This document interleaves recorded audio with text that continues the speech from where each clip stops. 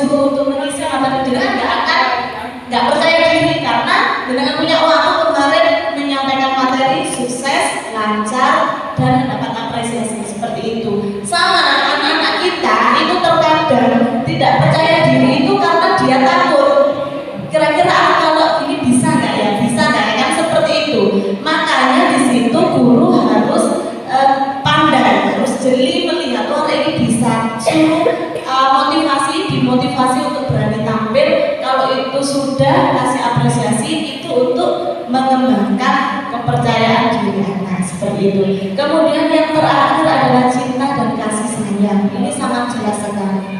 Kita kalau nggak dicintai, nggak disayangi, itu kan ya nggak akan bisa bertahan hidup kan. Isinya ya, nah Pak Pray gimana kalau nggak dicintai sama dulur gitu kalau kayak gitu. Begitu juga dengan anak-anak. Di anak-anak kita, nomor sewu itu kan pasti ada yang dari keluarga broken home gitu ya. Itu sudah sangat dipastikan cinta dan kasih sayangnya itu kurang. Kita nggak bisa ngomong enggak kok utinya sayang banget, nggak bisa. Tetap kasih sayang dari kedua orang tuanya itu mempengaruhi ibu. Itu sudah apa ya? Sudah melalui berbagai teori dan berbagai penelitian itu sangat mempengaruhi. Jadi itu. Maka dari itu, jika kita sudah punya aturan, kita sudah punya SOP di sekolah ini, dan ada anak-anak kita yang melanggar istilahnya, kita harus nggak boleh langsung ini kan nggak jatuh, nggak boleh. Kita lihat dulu kembali ke kebutuhan manusia dasar ini tadi, kebutuhan dasar manusia ini tadi. Kira-kira anak ini kebutuhan dasar mana yang belum terpenuhi seperti itu. Loh, tapi kadang itu kalau hari ini sepertinya kesenangannya yang tidak terpenuhi, hari Selasa kebebasannya tidak terpenuhi, dan seperti itu. Ya memang seperti itu. Jadi kita punya 5 dasar kebutuhan, tapi kan kita nggak bisa dalam satu hari itu memenuhi semuanya, gitu ya. Akan muncul dengan sendirinya dari dalam diri kita. Hari ini aku kepingin bebas, kita membangun. Terkadang dengan serentetan aktivitas kita, kan kadang kepingin kita moro-moro nggak wes karena tugas saya ingin tiduran aja. Nah itu berarti kebutuhan kebebasan jenengan saat itu sedang muncul ke permukaan seperti itu. Jadi memang munculnya ini tidak bersamaan dalam sehari langsung 5 itu enggak. Nah jadi itu kesimpulannya untuk di materi ini kebutuhan dasar manusia itu yaitu kalau ada anak-anak itu kita akan kira-kira kebutuhan dasar mana yang belum terpenuhi. Kemudian yang kedua adalah 5 posisi kontrol guru. Nah, 5 posisi kontrol guru ini adalah fungsinya kita sebagai guru untuk menegakkan SOP atau aturan itu tadi. Nah, di sini ada 5. Yang pertama penghukum. Kalau jangan nanti baca PDF-nya, di penghukum itu biasanya seseorang atau seorang guru memberikan hukuman berupa fisik ataupun verbal ke anak didiknya. Yang dimaksud hukuman verbal itu seperti apa? Misalnya ada anak, kamu ini gak kena kandang, encen lokal, itu adalah termasuk posisi kontrol penghukum. Jadi itu adalah hukuman itu ada berupa fisik, ada berupa verbal. Kalau berupa verbal itu lebih ke psikis anak. Jadi ketika anak diharapkan nakal, diharapkan gak tahu aturan, itu namanya kita menghukum anak sebenarnya.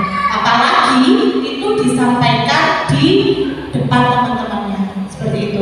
Yang kedua adalah posisi kontrol guru membuat orang merasa bersalah. Nah, sepertinya kalau di TK atau di kurikulum ini yang sering kita tekankan, kita coba acting mengelas ke anak gitu ya. Ya boleh. Nah, Pak Pray itu biasanya. Nah, itu adalah posisi kontrol kita di membuat orang merasa bersalah. Dengan kita melakukan itu, harapan kita anak itu saat ini benar.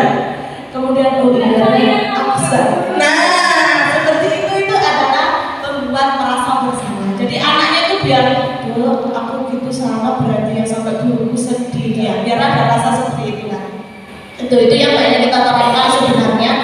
Dan itu memang yang paling benar. Itu bukan yang paling benar, itu benar daripada yang pertama. Kemudian yang berikutnya sebagai teman. Nah ini juga pernah kita lakukan. Mungkin kalau saat ini ya kita ke Karisa karena anak itu kita lebih seperti teman. Seperti juga saya sama Pak Pray. Mungkin saya kalau ke Pak Pray ini jam piro ya biasanya. Harusnya jam piro temannya ya. Guyon-guyon seperti itu berarti itu kita memposisikan sebagai posisi kontrol sebagai teman. Ya.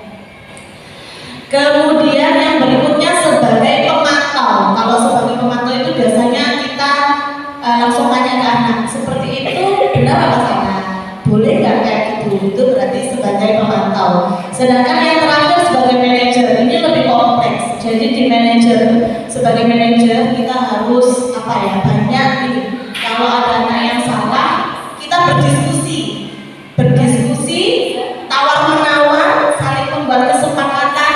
Itu berarti kita memposisikan diri kita sebagai manajer. Nah, yang terakhir itu ada gambar segitiga, yaitu segitiga restitusi. Di situ adalah tahapan kita dalam menangani anak-anak yang bermasalah atau yang melakukan kesalahan atau yang melakukan sesuatu yang tidak sesuai dengan SOP atau tata tertib.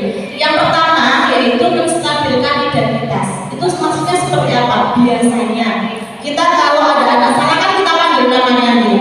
Misalnya Mita, mohon maaf Mita, tidak seperti itu. Itu berarti tahap 1, yaitu menstabilkan identitas. Ketika kita menyampaikan materi, tiba-tiba ada anak yang ngomong sendiri. Gimana Mbak Dia? Bu Guru tadi bilang apa?